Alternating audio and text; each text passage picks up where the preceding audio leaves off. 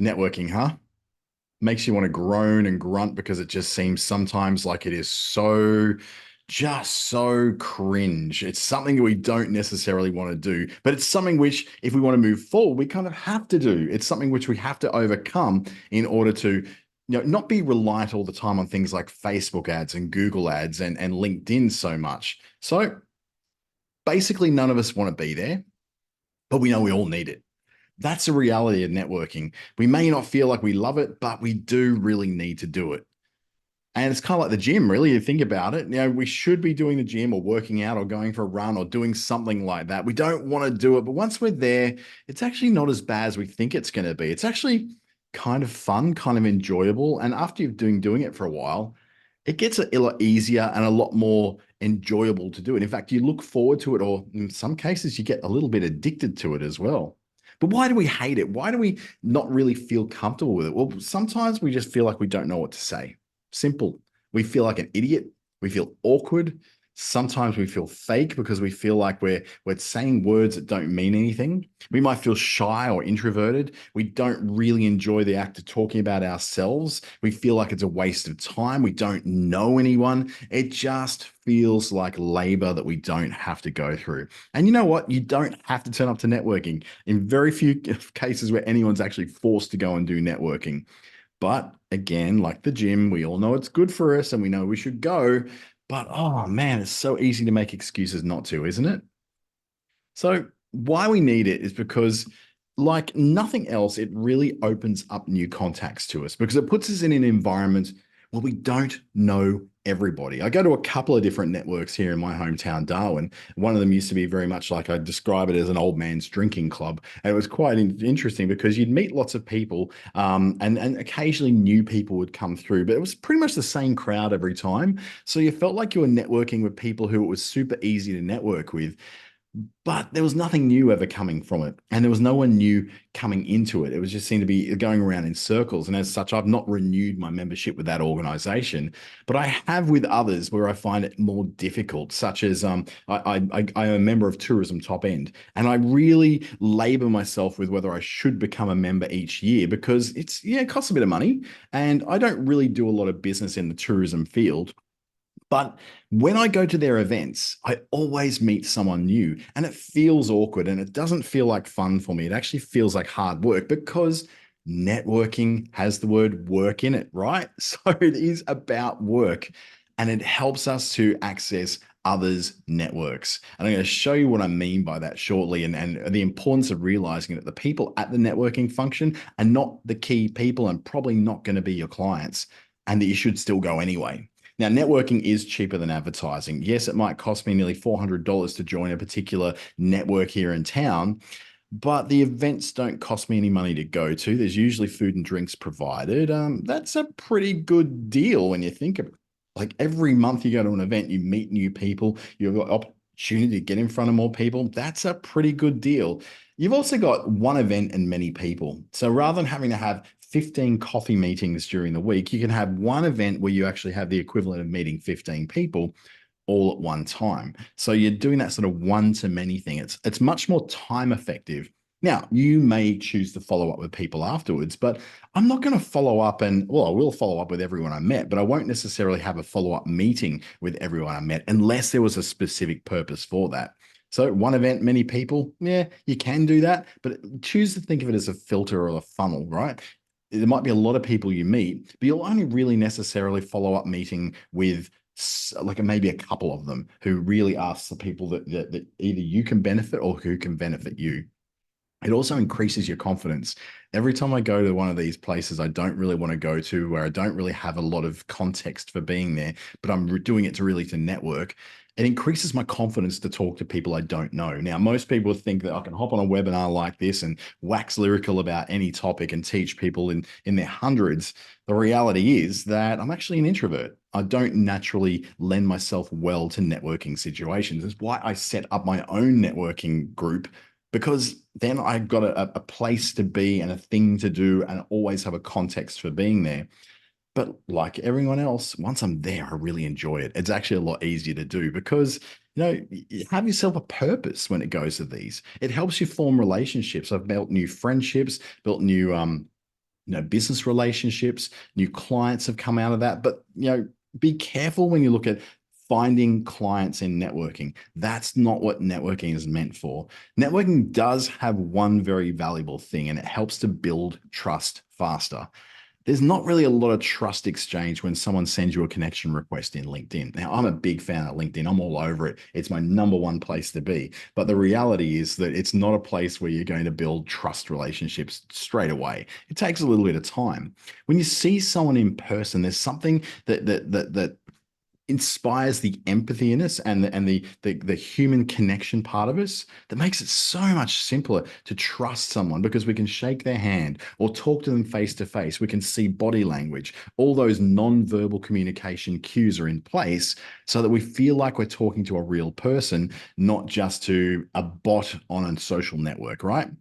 And let's face it, when it comes to business, startups, even if you're a student who's looking to get into the business world, you need to do something. And if you're not going to do it on social media, or you feel like you can't do it on LinkedIn, then a networking function is probably the best place for you to do it. Because I don't know about you, but networking groups tend to be super friendly, because there's always a few people in there who make it their business to get around and say hello to as many people as they can and then make introductions. They are the master networkers, and you need to meet those because they are amazing. They will introduce you to anybody that you would want to meet in that group.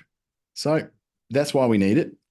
What's your biggest networking struggle? We know there's certain struggles, and if we look at the studies that have been done through the BNI network and through the Key Business Network, it's more specifically located in Queensland, found between them that there's certain things that we struggle with the most. And the first one is that they don't know how to introduce themselves as a professional. 67% of people in those networking events don't know how to introduce themselves as a professional. Now, thankfully, I know I was part of a BNI chapter back many years ago, probably about 7 years ago now. And I left, unfortunately, to another state that doesn't have a BNI. So otherwise, I would still be a member of that. But, I struggle with that too, but they give you a structure to teach you how to do that. And it's like the not knowing how to make small talk and conversation, which 78% of people struggle with that.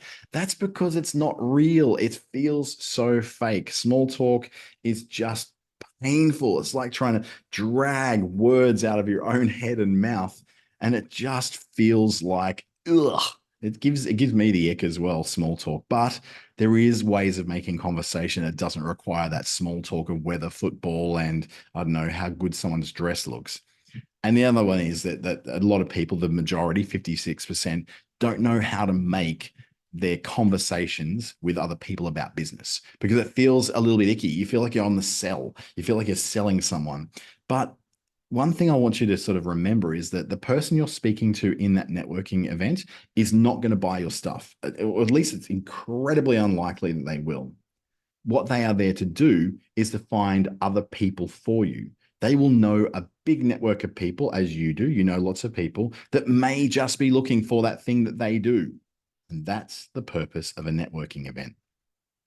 So the things that you need to be able to do is to know how to introduce yourself, how to have conversations, and how to make it about business. And there's little things that match that. We've got something called the elevator story that I'll cover today that helps you with introducing yourself. We have the idea of the curiosity approach, which is going to help you know how to have conversations. The 3 rings of influence are all about how to make it about business. So let's go through these. The first one being the elevator story. And the elevator story is kind of it's kind of a evolution of the elevator pitch. And if you've ever come across that, the elevator pitch is very much around about this awful way of making it all about sales. Basically, what it involves is, hi, my name is, here's what I do. I'm looking for this. And yeah, you should make an appointment with me now. It's very salesy. It's designed out of the idea that if you were stuck in a lift with I don't know, Steve Jobs, or Brene Brown, or Ariana Huffington, or what's his name, Bill Gates, for 30 seconds, how can you quickly, pitch an idea to them of why they should have a follow-up meeting with you? And this is just painful. Hi, my name is, what I do is, so what I'm actually looking for is clients. And if you'd like to become a client, please join me. It's just awkward and painful. So the Elevator, there's so much no in that. It's just making us all feel really awkward. So what it is, it's too pushy. It's too much me, too much sales, too much of a like trying to get to achieve an agenda. What we need to do is remove all that and make it much more approachable. So the elevator story works a lot better simply because it turns it up on its head and it ties into storytelling. It's something which we as human beings respond really well to. We like to hear stories simply because it reminds us of our own humanity. And all our lives, we've been shared stories from the movies, from fairy tales told to us as kids, and rhymes, and we read books, and there's Harry Potter and Star Wars, and God knows what else out there that helps us to understand that storytelling is an amazing way to convey information. It's also very compelling and convincing, and it goes in this kind of thing. You know how? Well, I help people to, you know what? They really struggle with this, and I work with them to help them do this so they get the result we're looking for. Now, that sounds great. Let's give you an example. Someone will say to you, "Hey, so what do you do?" I'll go, "Well, you know how people really, really struggle to get the money together that they need to be able to grow a business idea from this little seed and all that." And I'm talking about, there might be university students. There might be someone who's in a job right now, but they've got this idea, this seed of an idea. But what they really struggle with, these people, is the fact that they're in a workforce mentality. They're employees, and what they need to be able to do is kind of move through that. So I work with them to get more confident about their idea, get really specific about it, help them to actually build that idea out into something which is kind of sellable, and that someone can get some investment in there for them to look for investment partners. They're going to pay to develop that idea into a real prototype and a real product. And the ultimate result is to build, these businesses. And you think of like businesses that came from this, like Facebook and Google, were also benefits of this sort of investment culture. So yeah, that's what I really enjoy doing. Now that is far more confident, far more concise, and far more interesting than simply saying, "My name is, this is what I do, this is who I help. Yeah, let's go." It's far more like I feel much more comfortable having that chat because I'm not talking about me.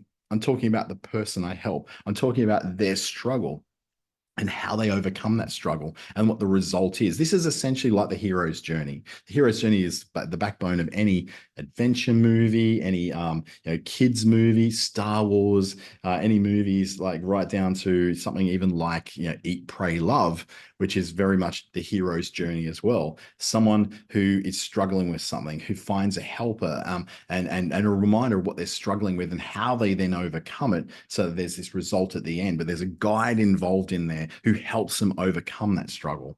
And that guide is essentially going to be you. So, how do we have conversations then? We know how to introduce ourselves and to explain what it is we do. How do we then have really good value conversations? Because we're walking into these events, or even before we walk into them, saying, "I've got to get leads, I've got to meet 20 people, I've got to be professional, I've got to be charming, I've got to say hi to everyone I know so they don't feel bad, say hi to enough people who I don't know so I actually get to meet some new people." Oh my God, it's exhausting. Let's just simplify all that down to having some decent conversations with people that don't necessarily have to be about yours or their businesses. What we want to do is connect as humans. And I've got a 3-point plan for that: courtesy, questions, and listening. Let's break it down. What I mean by courtesy is you make the first step to make it easy for someone to get past their awkwardness. Because the reality is, whilst you're awkward, they're all awkward as well. And that means that there's this sort of this weirdness that's going on where they won't say something first, you won't say something first, but you're both waiting for someone else to say it. So what you do is make it really easy for someone to get past their awkwardness. You be the introducer. And that might sound like hell to some people, but just remember this, right? Everybody in that room is waiting to meet someone. But there's some people who they will not have the tools that you have. They won't have an elevator story ready. They won't have these 3-point plans ready in their head for how to do that. So you then become the leader. And what happens when you become the leader is that you then hold the room. And people want to meet you. People want to come over to you, especially it's like that first person on the dance floor rule at any party. There's no one on the dance floor. The DJ's trying to get everyone excited, but no one wants to be first on the dance floor. And then that one girl gets on there, starts dancing, and then the rest of the people join, right? So you be the first girl on the dance floor. Just make it easy for someone to get past their awkwardness. Now, I've got people who I work with in my networking organization who have made it really easy for people to meet them by helping me out at the networking function. You know what the easiest way is to meet someone? Be the greeter, because you've got a reason for greeting people. It's not this random thing where you're going, oh, I don't want to think I'm trying to sell them something, even though I kind of am trying to sell them something. You avoid all that awkwardness by simply having a reason for being there, which is inviting people into the event. It's nice, it's easy. You find out a lot about people, you learn a whole lot of names, which means that once your door duties are over, you walk into the rest of the networking function already knowing everybody's face who's come through. It's the greatest hack to networking I think you could ever do. And I really encourage people to do it. Secondly, about questions. And I'm not talking about asking questions like an interrogator. I'm talking about asking questions that you actually have an interest in hearing the answer to, not just so they can shut up long enough for you to be able to put in your pitch and your idea. That's not what it's about. What we want you to do is to ask questions you're genuinely interested to hear the answers to. And that's not about the weather or the football, unless there's a massive weather thing and it's to do with cyclones, earthquakes, tornadoes, volcanoes, something like that. But really try and avoid those gap filler questions. We're talking more about, hey, I noticed in the paper this morning there was a bit of a downturn in the economy. What do you reckon, that could lead to? And someone will go, oh, they'll think about it and they'll go, actually, you know what? I do have opinions about that. And you've got an interest in hearing those opinions because you get to know that person just that little bit and you can exchange some opinions and find some common ground. And then you've got something that you can introduce and you say, oh, Peter, come over and meet Charisse here. We were just talking about that article in the newspaper this morning. It was all about the economy, and Charisse was just telling me that they've actually had a chat at work about what that might mean for them. Have you had the same thing going on? And then you're starting a group conversation. It becomes so much more social. Questions that aren't around about little small talky things like the football and the weather and the pothole in the road and that sort of thing. The easy thing, oh yeah, where do you live, where do you work? That becomes a little bit, I don't know, intrusive, a little bit creepy maybe. So maybe go light on that stuff. The final point of the three is to listen. Listen to what they have to say rather than just waiting for them to shut up so you can say your thing. The whole point is for you not to pitch to them at all. You've already done that with your elevator pitch. They know what it is you do because the story is burned in their brain from you telling it so well. And you didn't have to be a master storyteller. Just use that format. You know how this is the people I help. This is how I help them overcome this struggle. And that whole process makes it so easy. You don't have to now pitch yourself. You don't have to sell anything to them. They know. Because remember, they're not your customer, but the people they know could be customers. And the people that they know, the ones that they then know, that's ultimately, the rest of town, they could be your customer. So that's how you start that networking process. Now, all you have to do is listen to people's stories. Listen to specifically for something in their story that you could take to someone else in that room. Because the greatest compliment you can pay anyone is to introduce them to someone who could use their products or services. And that is a great power to have in networking. It's one of the foundations behind BNI, the whole idea of givers gain. Givers gain meaning that you give so much, you're going to gain. It's just part of the story. But in order to gain, you have to give. And one of those things you have to give in is shutting up and listening to what the people have to say who you're meeting. But the part that almost everyone forgets when they come to networking, they might be able to get the elevator pitch or the elevator story right, and they might be able to get the conversations right, but they forget this one thing, which is the follow-up. They forget all about what to do after the networking event. And all that really involves you doing is basically having this, again, another 3-point thing, a point of contact, a connection, and an introduction. So what does that look like? The contact is basically you following up the next day with an email, a text, or a phone call. If you have their business card, that's really easy. If you don't have a business card, say, hey, can I connect with you some way? I'd like to be able to, follow up with this afterwards if you like. They might go, oh yeah, sure. And they'll say, here's my email address. Usually they'll give you the email address. But if they do, Send an email the next day. Just make it one of the first things you do in the morning. You send off the emails, the texts, or if you really feel brave and you want to give a phone call. But just remember though, not everyone likes receiving phone calls. Like me, for instance, I hate it. I just hate it. Just kind of wrecking balls into my day. And really, that kind of wrecking ball, drop everything, answer the phone thing is something that I reserve for the people that I work for and mum. That's pretty much it. So I'm not really going to answer a phone call from a number I don't know. So maybe reach out via email or text. Now, if no one ever gets back to you, it's okay. You made your first move. You don't have to badger them into submission. That's not what you're there to do. What you're doing is making that first move and opening the door so they can feel comfortable to come back to you. After you've made that contact, now we're going to connect on LinkedIn. Now, if they're not on LinkedIn, that's fine. Don't go chasing them on Facebook because that could be seen to be a bit too personal. Just do it on LinkedIn. It's where networking occurs. It's where business connections and B2B stuff happens. We expect to connect with people we've met through business on a business platform. Connect with them on LinkedIn. Type a little message. Say, "Great meeting you last night. I really enjoyed the speaker. Don't know if you're available for a coffee this week, but let's catch up." And then they'll come back and say, "Yeah, I've got some free time on Friday. Let's have a chat." And you got a new connection on LinkedIn, and you follow it to your content. And most importantly, you might have got a coffee meeting with them as well, where you can discuss a little bit more about how you can help them and how they can help you, getting access to each other's networks. That's what the key is. And the introduction part is like the bonus points. Introduce them to someone with mutual interests or opportunities.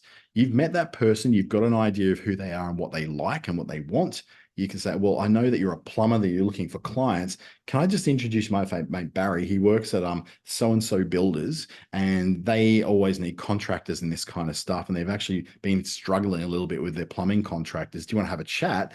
Here's the email address or the phone number. Connect the two of them together, and off you go." You've just paid both Barry, your mate, and the person you met at the networking event last night the best compliment ever, because you're saying that you trust them both enough that you would recommend them to each other. That's powerful stuff. So that introduction doesn't have to be what you do, but a master networker, someone that really, really wants to nail networking, will always do this. They'll make that connection because there's different roles in a networking organization. There's the giver, there's the getter, and there's the master networker. The giver is constantly giving opportunities and all that in the hopes of maybe getting something back, and they usually will. The taker is always going to be the person who's just on the take, getting as many business cards as they can, trying to get as many clients as they can. They're not really offering much value, and they're certainly not introducing people. But the master networker does all three of these. They give, they also take, but they also do the introduction. So they'll do the connections, they'll do that initial contact, and they will introduce you to people that they believe could be of value to you.